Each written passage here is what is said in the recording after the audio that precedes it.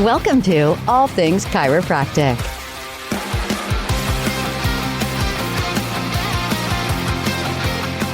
Welcome to another episode of All Things Chiropractic. I'm Paul Andrews. And I'm Dr. Mark Davini. Well, if you're listening to us for the first time, we'd love to have you refer back to episode 0. That's just an introduction of who I am and who Dr. Davini is and tools of practice, give you some context. But what are we talking about today, Mark? Well, today our podcast is to be in insurance or not to be in insurance. That is the question. And we are fortunate to have Paul here, who, along with being my business partner in Tools of Practice, is also a billing company. He is in the trenches with the carriers. He knows all the idiosyncrasies of what to do or not do and how sometimes it seems ridiculous, but you still have to do it anyway. So before I get into all the wonderful and not so wonderful things I want to say about insurance, because you've been around just a little bit longer than me, Mark, what was it like, in the 80s and early 90s in insurance when it came about? Well, what's interesting is for the first 3 years in Massachusetts anyway, we didn't have any insurance, so everything was cash. We also hand-developed our x-rays back then, but I digress. So when insurances started to come into play, back then, your accounting system was what's called a one-write system. So you had this pegboard where you would have a day sheet, and then you would put a receipt slip over the day sheet, and you would write, the patient's name and date and all that, and charges. And if the patient wanted a receipt, you would rip, it was a duplex copy, you would rip one and give it to the patient. But they also, when insurance started coming into play, they also had what was called a super bill, which is different than what we call super bills today. It was one of these clip-on types of receipts that you hand wrote, and it had 5 lines in it. So that would be 5 visits that could come in. And it also had a few other boxes where you'd put a diagnosis and the insurance information or whatever. And after the 5th visit, you would take this super bill, you would rip it and take out one of the copies, fold it in half, and put it in a window envelope that was designed for that particular one-write system and sent it off to the insurance company. That was our billing, Paul. Wow. My life would be a lot easier if that happened. Well, you wouldn't have your job, but yeah. Probably not. So to stay on task about, whether or not to be in insurance, let's first just talk about why you would be in insurance or why most of our providers do take some insurance of some kind. And when we talk about being, quote unquote, in insurance, we're talking about you signing a provider contract, typically to obligate yourself to that type of insurance carrier and those plans. Or I suppose it could also include billing out a network, which is a little bit different. So we will, talk about the differences there. But first, probably the most common reason why a lot of providers get into provider contracts with insurance carriers is because there's a big expectation that you are in network with most patients, right? They're expecting that you take their insurance and that you're in network. We know that when Affordable Care Act was enacted, and even here in Massachusetts, Romney Care prior to that it mandated that everybody have health insurance. Where when I began practice, it was the complete opposite. Nobody expected you to be in their insurance because nobody had chiropractic coverage. Right. And so, today's patient, my perspective on their perception of insurance coverage is it should cover everything I need because I'm spending a lot of money on premiums and copays.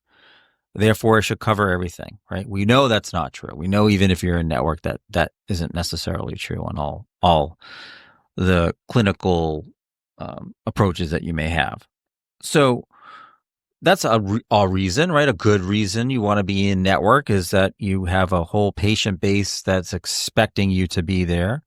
Makes it a lot easier to accept care because there's a third party paying for that, except for the copay, coinsurance, and deductibles, right? Typically. Yeah, made things easy when the reimbursement was worth the effort. Yeah.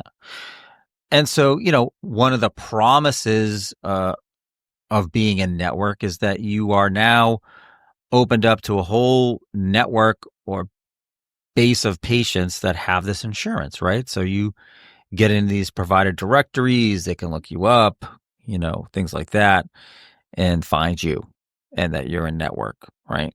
And so looking at that, those all sound very promising, don't they? Very alluring. Very alluring. And it's why in the early years we pursued it so intensely. Right. And so, looking at it over the years, I want to digress for a second because I'm a massage therapist. If you don't know that, you haven't listened to episode 0. How dare you not know about me or Dr. Davini? But he was kind. He just threw that in. He didn't really mean it. So, yeah. But I look at the massage therapy profession right now, and they're facing choices that chiropractic faced and made, 25, 30 years ago. And what are the choices I'm talking about? Most people don't expect massage to be a covered service, right?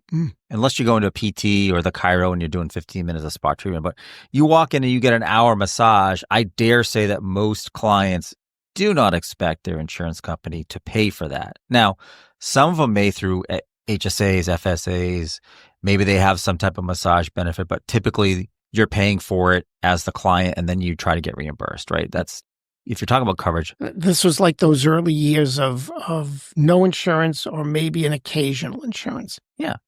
And, as a massage therapist, I fall into the category that I do believe that massage is healthcare. Now, not every massage therapist believes that, approaches massage in that way, cares to even classify themselves as healthcare.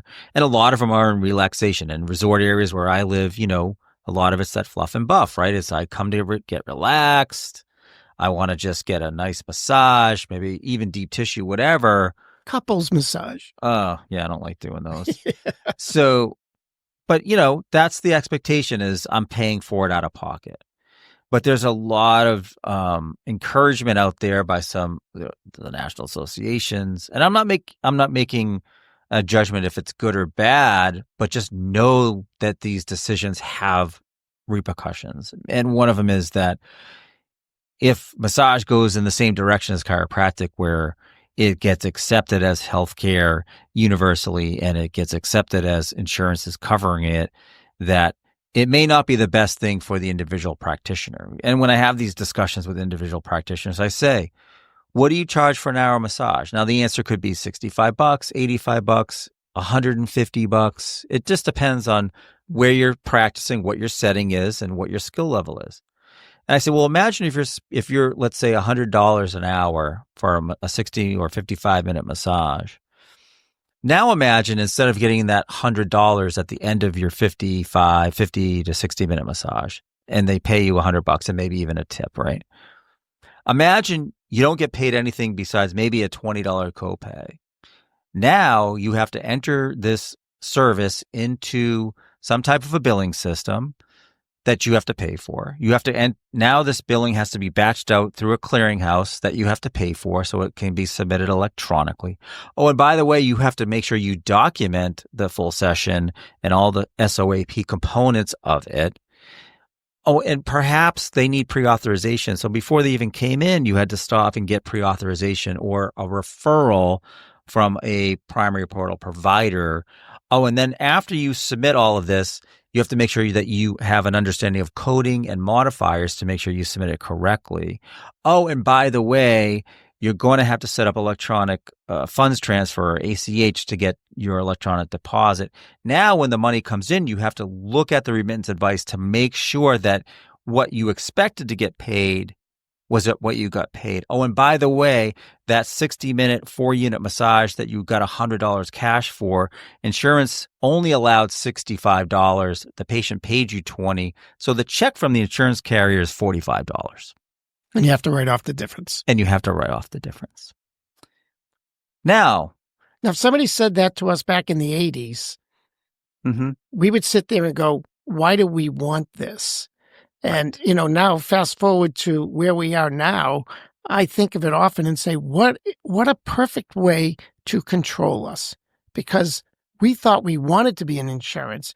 Now the strategy is put everybody in insurance, and now we get to control what we pay them, which means if we wanted to eliminate a profession, we just don't pay them enough to be in business, which sounds pretty familiar right now.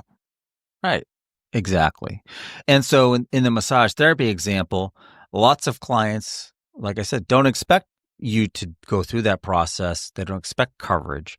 But in chiropractic now, that is expected. Most plans will cover chiropractic in some way, shape, or form. But let's look at the situation with being a network, right? So as we said, there are positives to being a network with opening up the patient base and getting more people through the door, and the patients, copay, not all the time now, but sometimes is less than your cash visit or your self-pay visit. I mean, sometimes they're more now, but things we'll talk about. So, do I want to be a network or not, right? When it comes to insurance, am I getting enough for what I'm getting? Am I getting reimbursed enough to make it worth it, right? So we have done some classes on this, some webcasts and other things. So, Mark, in thinking about it with a provider who's asking this question, and they say, well, should I be in insurance or this insurance or not? Where do you take them first? Like, what do you have them do? What questions do you ask them? Well, to me, it comes down to affordability. So let's talk about it just strictly from a business perspective, because clinically, we know it's important that all people receive the care that they're supposed to get. So let's just put on our business person's hat on for a moment here. So if you know what your per person costs are, for example, I treat so many people a week on an average. I charge this much. I collect this much, blah, blah, blah. There's formulas that we have to figure this all out. And what you come out with is a per person cost. And all of a sudden you look at that per person cost and compare it to what you're actually receiving. Now, there were times where that far exceeded what it cost to treat that patient. Not so much anymore. Like I said, they don't give us raises like they're supposed to. So now the costs of treating that patient may actually be close to, what you receive for treating that patient may be close to the cost of treating that patient. Sometimes it may actually even be less. So now you have to look at that and say, is it to my advantage to be in this network? Because every time I treat a patient, I'm losing money. So you have to look at it from a pure business perspective, because clinically we all know treating is paramount. You have to be able to offer patients the best care. That means you do what you do everything you're supposed to do. And if that means that you're treating it, that it's costing you more to treat this patient than you are receiving, that's a business decision. And so the very first thing that you have to look at is the business decision. The second thing is philosophically. Chiropractic as a wellness program is a square peg in a round hole when compared to medicine. And there are many practitioners now graduating that really approach chiropractic, we'll say allopathically, that they are symptom-based care. They catch and release. They treat them, get rid of the symptoms, come back when you have a problem, which is fine. That's your choice. In one of our other podcasts, we talk about being unique, chiropractic through time. So it's okay, but be clear about what it is you are and what you're doing. If you're a wellness practitioner, you definitely fight that square peg round hole mentality, which means you have to be very clear about what insurance involvement looks like. That means I am going to use your insurance for your active treatment from A to B. But from that point on, it becomes either reconstructive, wellness, or maintenance. That means we have to talk about our cash scenarios. So in this world today, it's more important, again, referring back to our Chiropractic Through Time podcast, to know who you are and what you are.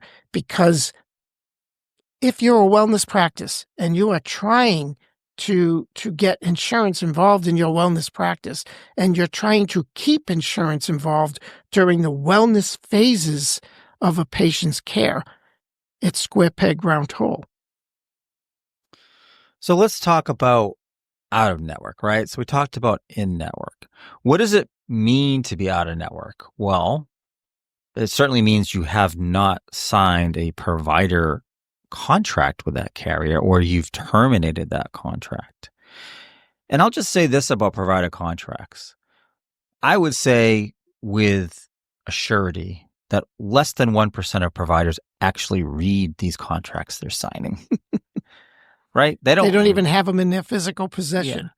Well, and now with the digital age, you can electronically sign them. So you might have it in your download folder somewhere in a computer that already broke 5 years ago, and you don't have a copy. Or,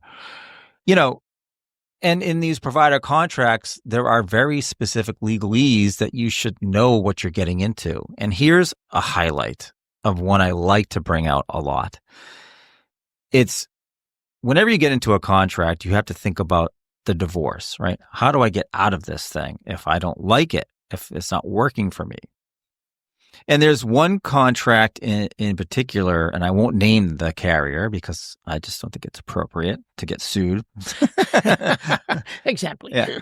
But this particular termination clause says that if you want to terminate this contract, it will be effective 90 days after notice. However, if there's no other contracted provider of your specialty within a certain geographical area, you cannot get out of contract until such time as another provider in your specialty gets into that geographical area, perpetually leaving you stuck in a contract that you don't want to be in.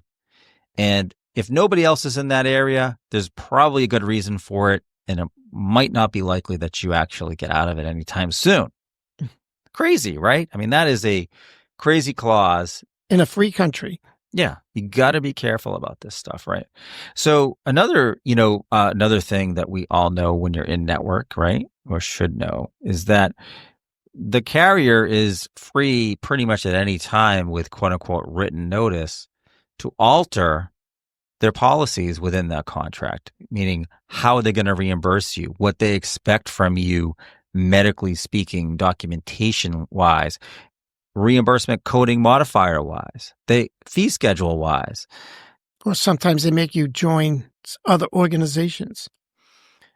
There are times, that you have split contracts. So if you want to be, in their indemnity policy, their HMO policy, and their Medicare Advantage policy, well, you can't be in their Medicare Advantage policy if you're not a par provider with Medicare. So, these things all sort of relate and have influence over each other. I guess the moral of the story here is know what you're getting into, because it's not just about what are they going to pay me. That certainly is a big part of it, the fee schedule. What is the allowable on these particular codes? And then also what is the threshold or standard for the documentation that becomes defendable or not? Because a lot of us, and I'm sure Dr. Davini, you can attest to this, having been in practice for a long time, clawbacks do happen. Clawbacks are when the insurance carrier says, we paid you prospectively, meaning we paid you without asking for notes ahead of time. But now we see that we've done an audit, we've asked for some notes, and you have not met our documentation threshold on certain coding. We've now extrapolated that you failed that documentation audit 50% of the time. We paid you for this code over the last 3 years. We want 50% of our money back. Right? That's an example of a clawback, right? Absolutely, and it happens more often than we want to admit. And so as an in-network provider, you're subject to all that wonderfulness because you signed a contract that says you would love to be subject to all that wonderfulness. We are really painting a picture for being out of network, aren't we? Mm-hmm. Is that intentional? I don't know. You tell me. But when you're out of network, now you can manage the patient's care without this third party dictating to you what that care is going to be. And you have to even be careful when you're out of network. I can't tell you how often it happens, but it happens very often where a doctor will call me up and they'll say something like, I'm not getting paid, or the insurance company stopped paying me on this, or blah, blah, blah. And then I'll start with, well, what's the insurance company and are you in network? Well, no, I'm not in network.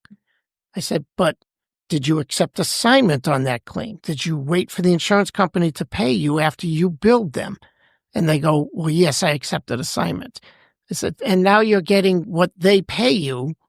What do you do? Do you collect the balance from the patient? No, I just accept what they pay me and write off the difference. I said, so you're walking like a duck, you're sounding like a duck, but you're not a duck. You're acting like you're in network, but you're really an out-of-network provider. So I'm confused why you're out of network. To me, as a practitioner, the advantage of being out of network is that I get to collect my money up front, my full fee, because I'm out of contract. I'm not bound to any fee other than my regular full fee, and I get to decide by choice whether I want to bill the carrier as a courtesy for the patient or just hand the patient a super bill and say, you're on your own. So you have to really understand what it means to be in and out of network. And if you're out of network, to me anyway, it seems like you should behave as if you are out of network. And I realize that a lot of providers who want to be out of network recognize that the reimbursement can be better depending on the state that you're practicing in. I mean, you're not subject to those contract fee schedules. They process out of network once the patient's deductible's been met, which usually is a lot higher out of network, or, if it's towards the end of a benefit year, their out of pocket may have been met. So their out of pocket, out of network, out of pocket's met. So 100% now. And, that could be a very nice reimbursement. But the mistake a lot of providers make who are out of network is they ask the patient to bring in the reimbursement checks that they receive, and they sign them over to the provider. Now, most out-of-network carriers now, they have opted to not recognize assignment of benefits for an out-of-network claim, ever. So whenever an out-of-network claim comes in, they process and pay the patient directly. Some patients might get really jazzed about getting paid to go to the doctor, right? And maybe you have a hard time getting that money. Or they sign over the checks because it's convenient. But now you're cashing that insurance company's check. So if the insurance company decides, we shouldn't have paid that, who can they come after now? They can come after you because you cashed their check, as opposed to asking the patient to pay for it out of pocket and then letting the patient cash that. And you're not even in network. And now you've put yourself between the patient and the insurance company. So when something goes wrong, the patient's going to look at you and say, that's your problem. Fix it. All I know is I have insurance and that's your problem. Where if you keep it clean and stay out of network, collect your money up front, and I definitely adhere to billing as a courtesy for the patient, but the patient gets the money, not you. You're getting paid. If you go back to what we were talking about in the beginning, if you figure out your per visit cost, sometimes that extra $5, $10, $20 makes all the difference in the world. It does.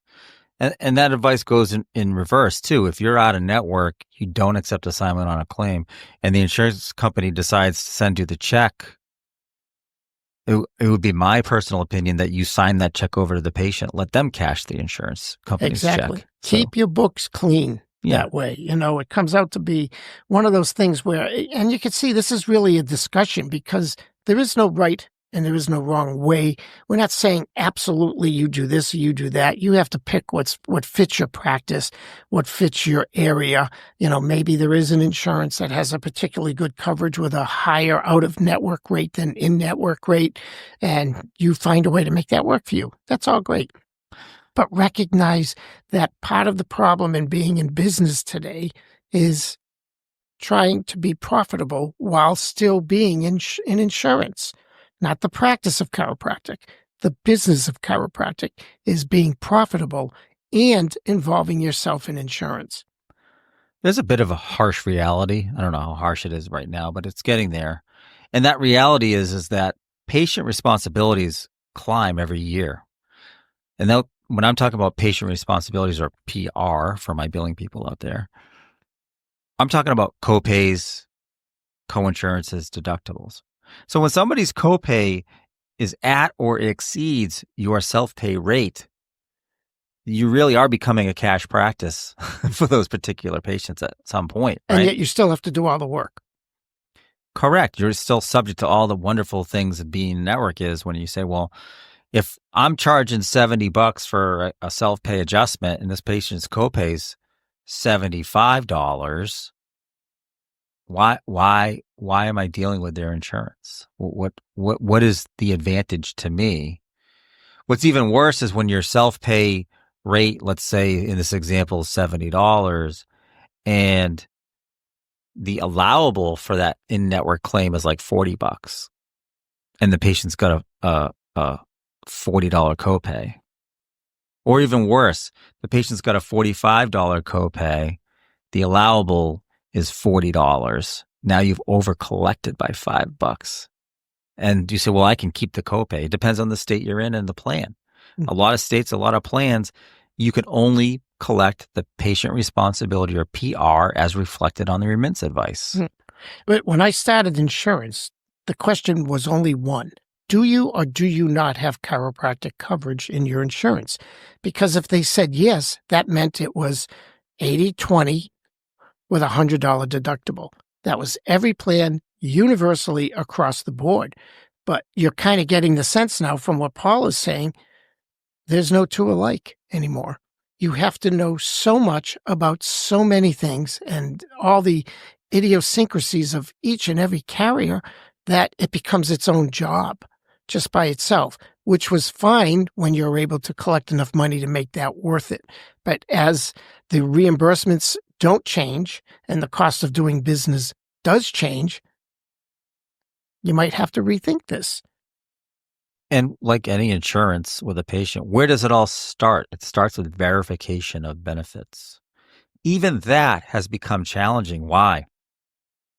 Remember the huge Change Healthcare breach? It's in the news. It was everywhere. It's one, if not the largest breach of data in U.S. history, because it was a breach that went across so many different professions, so many different patients, so many different policies.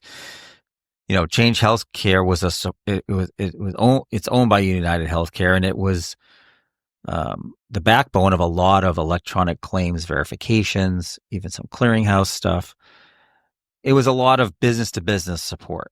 And when that went down, it stopped claims dead for months.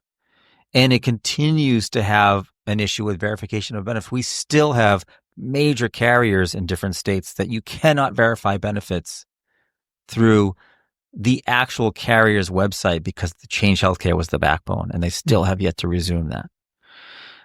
Now you can flee to clearinghouses that have found workarounds, which is great. Sometimes that costs you more money. But if you can't verify benefits, you're flying blind. You're throwing that claim in and you're hoping for the best, right? And then you got to tell the patient the bad news because you didn't know that, their coverage was limited, or the copay was higher, or it didn't cover x-rays, or they don't care. They expected their insurance to cover their services. Right. And then if you overlay what we haven't talked about today, which probably is a whole nother episode, is the No Surprise Billing Act, right? Oh, God. Again, all these regulations that come out that definitely are not even practical in the small office setting, but yet we have to find a way to make them work. And when it comes to not surprising a patient with their bills, all of a sudden now they have federal regulation that backs them if they want to make a case against you. And truthfully, given a lot of the conversations I've had with people over the years, there will be many more complaints that use the No Surprises Act as a basis for them once patients start to understand this a little bit more. Took a while for people to know that HIPAA existed, but now everybody understands HIPAA and their confidentiality of protected health information. Once they get to know the No Surprises Act, then a lot of our procedures might have to change to ensure that the patients don't feel as if they're paying more than they should. So it comes back to the topic at hand. Do you stay in insurance contracts or not? Right? It's really Exactly. It's up for you to decide. We've given you hopefully some information and food for thought on this. Yeah. And, With that, our closing thought, the grass is not always greener. Do your diligence. Make sure you know what you're getting into and getting out of. Well, thank you again for another episode of All Things Chiropractic. I'm Paul Andrews. And I'm Dr. Mark Davini. Thank you. We'll see you next time. Thanks for listening to All Things Chiropractic.